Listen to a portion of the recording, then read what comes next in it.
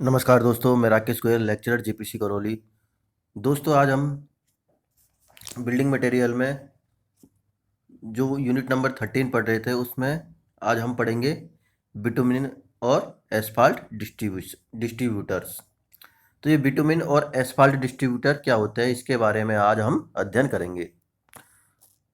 तो दोस्तों, आपने हाईवे में पढ़ा है कि जो हाईवे होता है उसमें एक प्राइम कोट और टैग कोट बिछाई जाती है। तो जो प्राइम कोट और टैग कोट को जिस मशीन की सहायता से बिछाया जाता है उसको हम बिटुमिन और एस्फाल्ट डिस्ट्रीब्यूटर बोलते हैं। उसको या तो बिटुमिन डिस्ट्रीब्यूटर बोल सकते हैं आप, या फिर उसको एस्फाल्ट डिस्ट्रीब्यूटर बोल सकते हैं।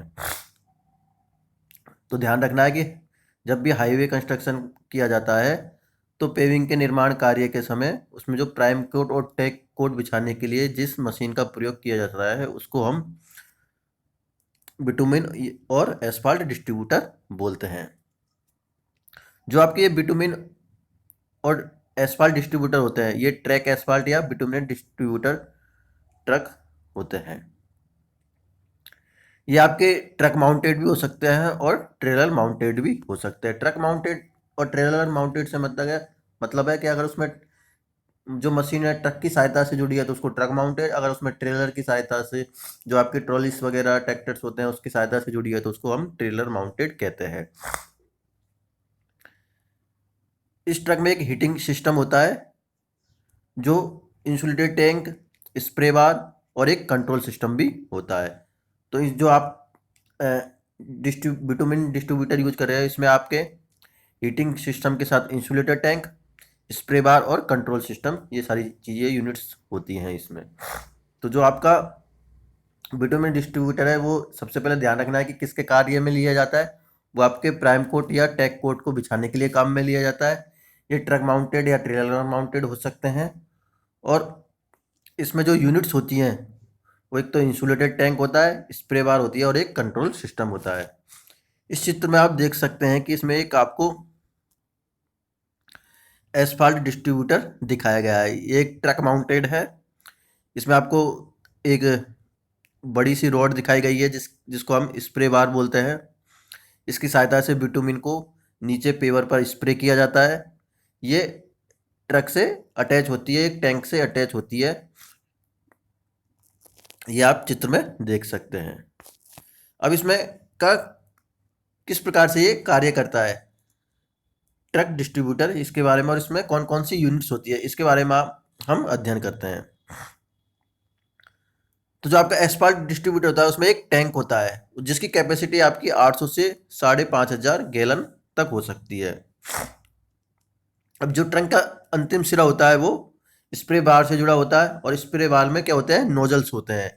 तो ये स्प्रे बार होती है वो एक बार में आपके 6 फीट से 30 फीट तक का चौड़ा रोड, कोई भी रोड है तो उसको वो कवर कर सकता है।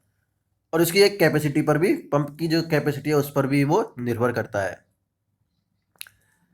इसमें हेड स्प्रेयर लगे होते हैं उन क्षेत्रों के लिए जहां पर स्प्रे बार कवर नहीं किया था कर सकता है।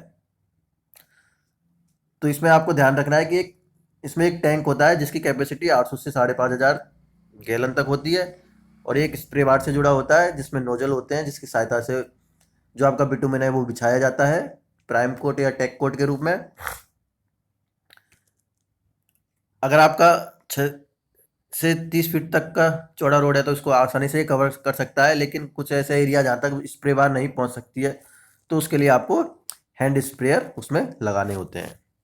नेक्स्ट आता है इसका सर्कुलेटिंग सिस्टम। सर्कुलेटिंग सिस्टम क्या होता है कि किस प्रकार से इसको जो बिटुमिन होता है उसको सर्कुलेट किया जाता है। तो सर्कुलेटिंग सिस्टम एक इंजन द्वारा चलाया जाता है जिसमें एक पंप लगा होता है, पंप चालित एक इंजन होता है, इसके द्वारा सर्कुलेटिंग सिस्टम को चलाया जाता है। तो सर्कुलेटिंग सिस्टम में क्या होता है कि आपका जो डिस्ट्रीब्यूशन टैंक होता है उसकी फिलिंग की जाती है, पदार्थ है जो बिटुमिनस है उसको डिस्ट्रीब्यूट टैंक से आपको स्प्रे बार तक पहुंचाना होता है और फिर उसको सतह पर पहुंचाने इत्यादि कार्य इस सर्कुलेटिंग सिस्टम का होता है।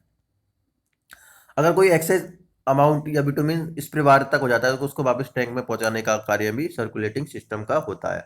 तो सर्कुलेटिंग सिस्टम का सिंपल वर्ड में कहा जाए क्या कार्य है, तो सर्कुलेटिंग सिस्टम का सिंपल वर्ड में कार्य है कि टैंक से स्प्रे बार तक जो आपका बिटुमिन है उसको पहुंचाना, फिर स्प्रे बार से नोजल की सहायता से उसको नीचे फैलाना, अगर कोई एक्स्ट्रा अमाउंट आ गया विटामिन्स का उसको वापस रिसर्कुलेट करना।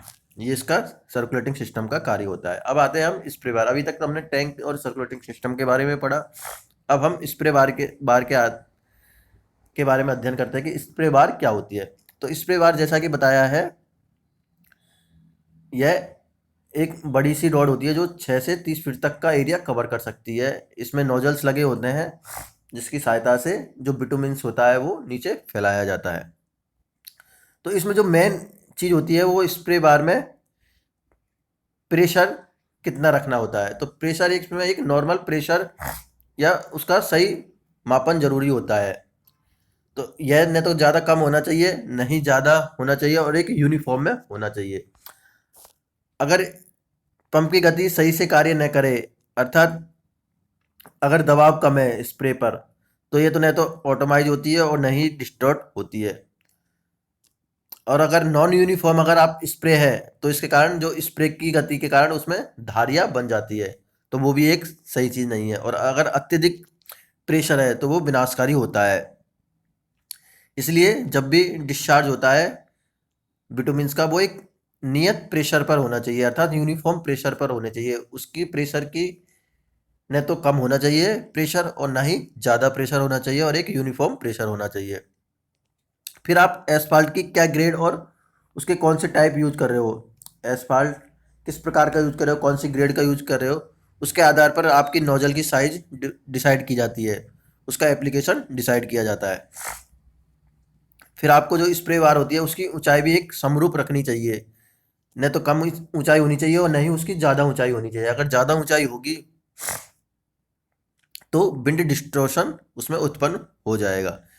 जनरली इसकी 0.5 इंच से अधिक ऊंचाई नहीं होनी चाहिए। तो ये चीज़ें आपको ध्यान में रखनी है कि जब भी स्प्रे बार होता है तो उसमें प्रेशर कितना रखना है, उसकी ऊंचाई कितनी होनी चाहिए, ये सारी चीज़ों को ध्यान में रखना होता है। फिर आता है इसको कंट्रोल, किस प्रकार से जो ये सारी चीज मैकेनिज्म होती है उसको किस प्रकार से कंट्रोल की जाती है, कि जो ट्रक वो टैंक है आपका, उससे जो स्प्रे बार तक जो विटामिन आ रहा है उसको किस प्रकार से कंट्रोल किया जाएगा, स्प्रे बार से उसमें प्रेशर किस प्रकार से कंट्रोल करना है। ये सारी चीज़ें एक डिस्ट्रीब्यूटर कंट्रोल सिस्टम के द्वारा निर्धारित की जाती है। तो इसमें कंट्रोल सिस्टम होता है वो एक महत्वपूर्ण कार्य भूमिका निभाता है। यह चालक द्वारा वाहन की मॉनिटरिंग और नियंत्रण करता है। इसमें एक वाल्व सिस्टम होता है जो पदार्थ के प्रवाह को निर्धारित करता है कि कितनी मात्रा में जो आपका विटामिन है वो उसमें प्रवाहित होना चाहिए। तो कंट्रोल सिस्टम सारी चीज़ों को कंट्रोल करता है। यह जो वाहन चालक है उसके द्वारा कंट्रोल किया जाता है।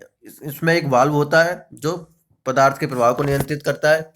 इसके साथ इसमें एक टेकोमीटर, प्रेशर गेज, बिटोमीटर होता है।